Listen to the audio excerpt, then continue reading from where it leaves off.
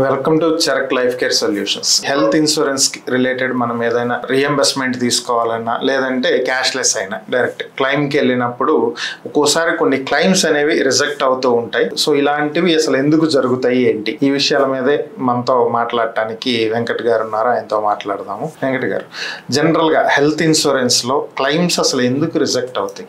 ఒకటి దీంట్లో ముఖ్యంగా మనం మాట్లాడుకోవాల్సిన విషయం ఏంటంటే ప్రీ ఎగ్జిస్టింగ్ డిసీజ్ ఏదైతే ఉంటాయో ఈ ప్రీ ఎగ్జిస్టింగ్ డిసీజ్ మనం డిక్లేర్ చేయకపోతే ఫస్ట్ పాయింట్ అది రిజెక్ట్ అయ్యేటువంటి అవకాశాలు చాలా మెండుగా ఉంటాయి. అంటే చాలామంది అభిప్రాయం ఏముంటుందంటే మేమంతా ఆరోగ్యంగానే ఉన్నాము, మేము చెప్తేనే కదా లోపల ఉన్నటువంటి ప్రాబ్లమ్స్ వాళ్ళకి తెలిసేది.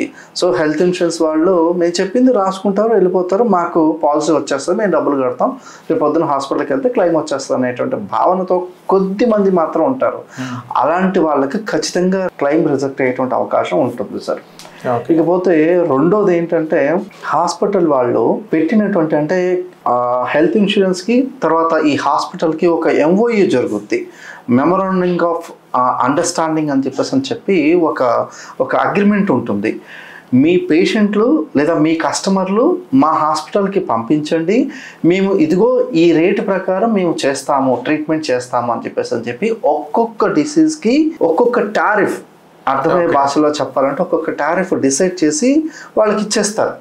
ఏ హాస్పిటల్కి ఒక్కొక్క హాస్పిటల్ డిఫరెంట్ టారిఫ్స్ ఉంటాయి అన్నమాట. సో ఈ టారిఫ్కి కాకుండా సపోజ్ అపెండిసైటిస్ ఉంది, అపెండిసైటిస్కి ఒక హాస్పిటల్లో 60,000 రూపీస్ కాస్ట్ ఉంది అనుకోండి. ఆ 60,000కి మించి ఎప్పుడైతే పెడతారో అప్పుడు క్లెయిమ్ అనేది రిజెక్ట్ అవుతుంది. సో మళ్ళీ క్లెయిమ్ అనేది రిజెక్ట్ అవుతే మళ్ళీ దాన్ని రీకన్సిడరేషన్ పెట్టి మళ్ళీ చేయించడం అనేది జరుగుతుంది. ఇది రెండో పద్ధతి సార్. అది hospital to hospital, city to city variation ఉంటుంది సార్. ఇప్పుడు సపోజ్ హైదరాబాద్లో ఒక రేట్ ఉంటే విజయవాడలో ఒక రేట్ ఉంటుంది అండ్ ఢిల్లీలో ఇంకొక రేట్ ఉంటుంది సార్. సో ఈ MOU ప్రకారం వాళ్ళకు కంపెనీకి ఆ హాస్పిటల్కి ఒక అండర్స్టాండింగ్ ప్రకారం టారిఫ్స్ డిసైడ్ చేసుకుని నడుస్తుంటుంది. దీన్ని ఎవరైనా అధిగమించితే అది ఖచ్చితంగా రిజెక్ట్ అవుతుంది సార్.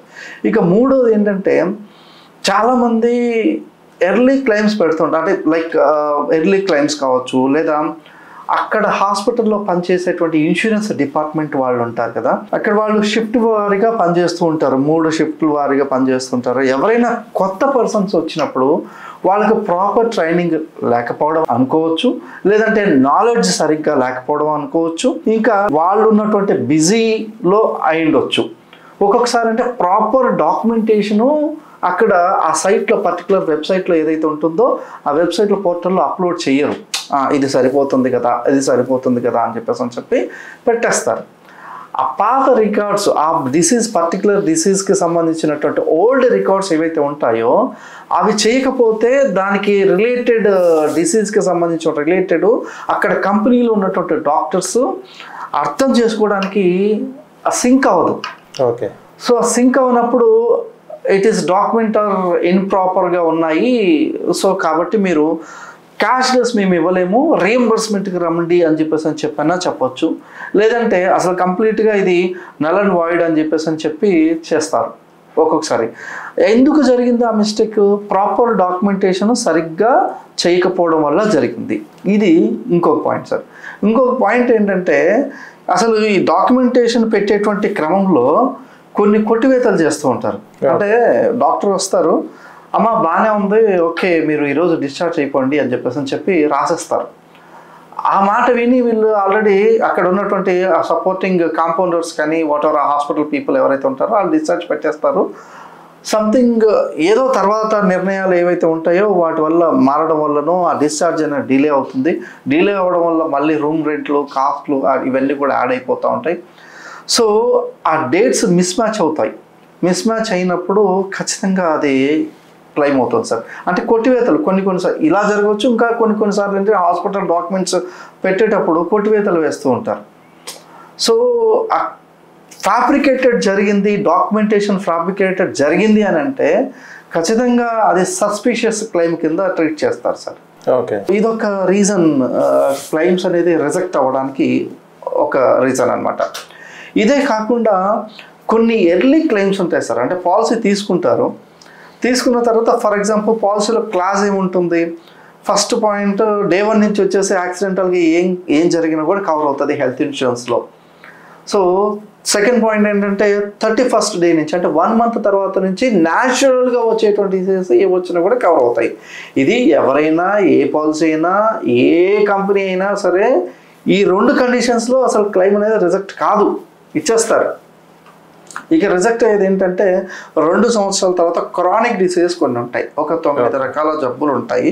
9 రకాలు వాటికి సంబంధించినటువంటి సబ్ డిసీజెస్ అన్నీ కూడా 2 సంవత్సరాల తర్వాత కవర్ అవుతాయి. ఇది గవర్నమెంట్ IRDA పెట్టినటువంటి రూల్ అనమాట. ఇది సపోజ్ ఎందుకు రిజెక్ట్ అవుతుందంటే ఒక ఆర్థోపెడిక్ డాక్టర్ ఉన్నారు సార్. అంటే ఆ ఆర్థోపెడిక్ డాక్టర్ దగ్గరకు ఒక పేషెంట్ వచ్చాడు. మోకాలు నొప్పికి ట్రీట్మెంట్ చేయాలని చెప్పేసి డాక్టర్ ఐడెంటిఫై చేశాడు. ఒక 4 లక్షల రూపాయలు అవుతుంది అని చెప్పేసి చెప్పాడు. అయితే అమ్మ అంత తొందరగా అవసరం లేదు, కొద్ది రోజులు నువ్వు మేనేజ్ చేసుకోవచ్చు, ఆ మేనేజ్ చేసుకున్న తర్వాత నువ్వు ఇది క్లెయిమ్ పెడదాం అని చెప్పేసి అంటే ఇది మీరు ఆపరేషన్ చేయొచ్చు అని చెప్పేసి అని అంటారనమాట. అప్పుడు ఆయనే పలానా కంపెనీ మీరు ఏదైనా ఉంటే కనుక హెల్త్ ఇన్సూరెన్స్ తీసుకొని మీకు ఉపయోగపడుతుంది అని చెప్పేసి అని అంటారు. యాక్చువల్గా నీ ఆపరేషను ఎప్పుడు కవర్ అవుతుంది? 2 సంవత్సరాల తర్వాత కవర్ అవుతుంది. సో 2 సంవత్సరాల పీరియడ్ అనేది వాళ్ళకి తెలుసు. 2 సంవత్సరాల తర్వాత హెల్త్ ఇన్సూరెన్స్ తీసుకొని 2 సంవత్సరాల తర్వాత వస్తే ఆ 4 లక్షల రూపాయలు మనకు మిగిలిపోతుందని చెప్పేసి తెలుసు. సో అప్పుడు ఏం చేస్తారు? 4 సంవత్సరాల ప్రీమియం మహా అంటే ఎంత కడతారో 15,000 20,000 రూపాయలు ఒక మనిషికి అనుకుందాం. ఒక 20,000 రూపీస్ పే చేస్తారు సార్. 2 సంవత్సరాలు కట్టేస్తారు. 2 సంవత్సరాలు అంటే 20,000 40,000 రూపీస్ అయిపోతుంది. ఈ 40,000 కట్టేసి 3వ సంవత్సరం 2 సంవత్సరాలు పూర్తి అయిపోతుంది, రెన్యువల్ చేస్తారు.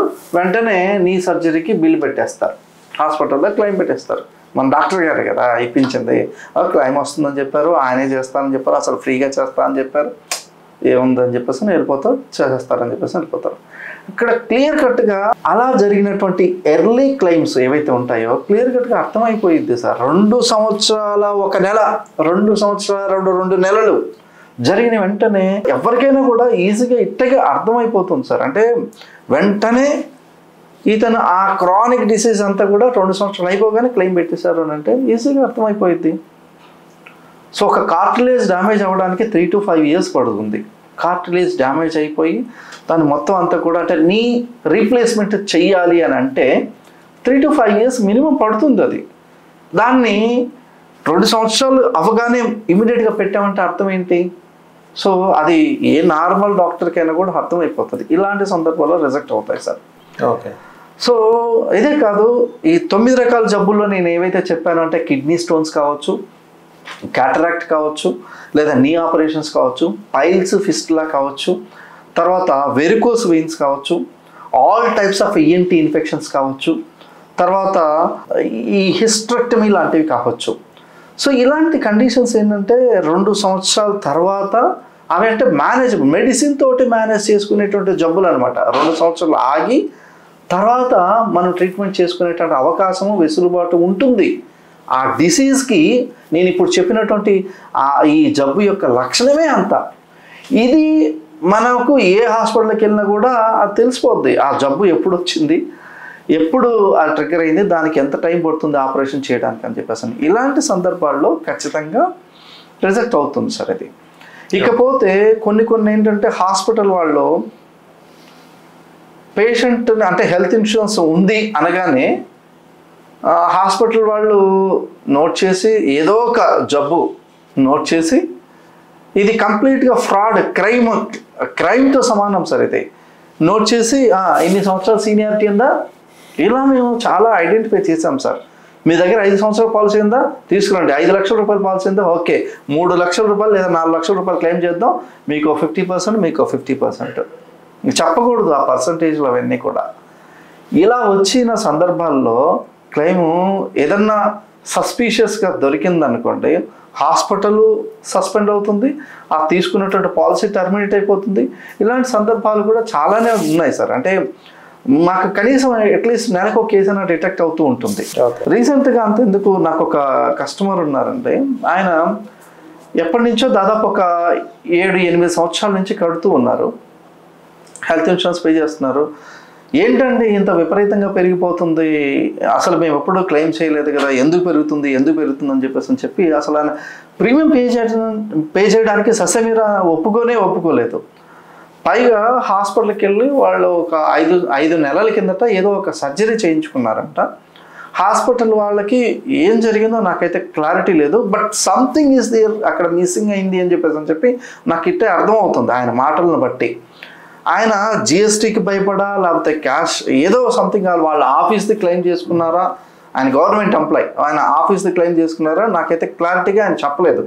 బట్ ఆయన ఏం చెప్తున్నాడంటే, నేను 5 నెలల కిందట మా మిస్సెస్కి నేను ఆపరేషన్ చేయించాను, సో దానికి సంబంధించిన బిల్స్ అన్నీ కూడా నేను ఇప్పుడు పట్టుకొని వస్తాను, నాకు మీరు క్లెయిమ్ ఇప్పించండి, మేము ఎప్పుడు క్లెయిమ్ చేసుకోలేదు కదా అని అంటే, అది సాధ్యమయ్యేటువంటి పని కాదు అని చెప్పేసి నాకు తెలుసు.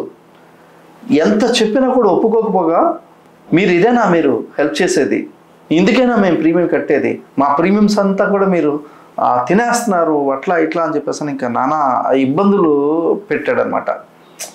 సో నేను చెప్పాను, అన్ని రకాలుగా మీరు చేసే బదులు ఆ రోజే మీరు క్యాష్లెస్ క్లెయిమ్ చేయించుకుంటే కనుక అయిపోయేది కదా అని అంటే, దానికి సమాధానం లేదు ఆయన దగ్గర. అంటే సంథింగ్ ఇస్ దేర్. సో అని చెప్పేసి ఇట్లాంటి విషయాల్లో సస్పిషియస్ ఉన్నప్పుడు ఖచ్చితంగా క్లెయిమ్ అనేది రిజెక్ట్ అవుతుంది సార్. ఇది కొంతమంది మా దగ్గర హెల్త్ ఇన్సూరెన్స్ ఉంది కదా, మేము ఎలాగైనా సరే ఎలా వాడుకోవాలి అని తెగ ఫీల్ అయిపోతూ ఉంటారు. సో ఇలాంటి వాళ్ళు కూడా, సార్ మేము ఆ హాస్పిటల్లో మాకు డాక్టర్ గారు బాగా తెలుసండి, మేము ఏది అడిగితే అది చేసేస్తారు, ఏది అడిగితే అది రాసి ఇచ్చేస్తారు, సో మీరు క్లెయిమ్ ఇప్పిస్తారా అని చెప్పేసి అనేటువంటి వాళ్ళు కూడా మా దగ్గర ఉంటారు. సో అది కంపెనీని తూట్లు పొడిచి క్రైమ్ సమాధానం సార్. ఇది ఆ క్రైమ్ చేయడం అనేది అంత ఈజీ అయినటువంటి విషయం కాదు. అందరూ అంటే హాస్పిటల్ డిపార్ట్మెంట్స్ అన్నీ ఇన్వాల్వ్ అయి ఉంటాయి. సో వాళ్ళకి తెలియక అంటూ ఉంటారు. ఇలాంటి సందర్భాల్లో ఆ క్రైమ్గా మారి రిజెక్ట్ అవుతుంది. అది సార్ ఈ హెల్త్ ఇన్సూరెన్స్లో క్లెయిమ్ రిజెక్ట్ కావడానికి కారణాలు. థ్యాంక్ యూ వెంకట్ గారు. Thank you sir. Thank you.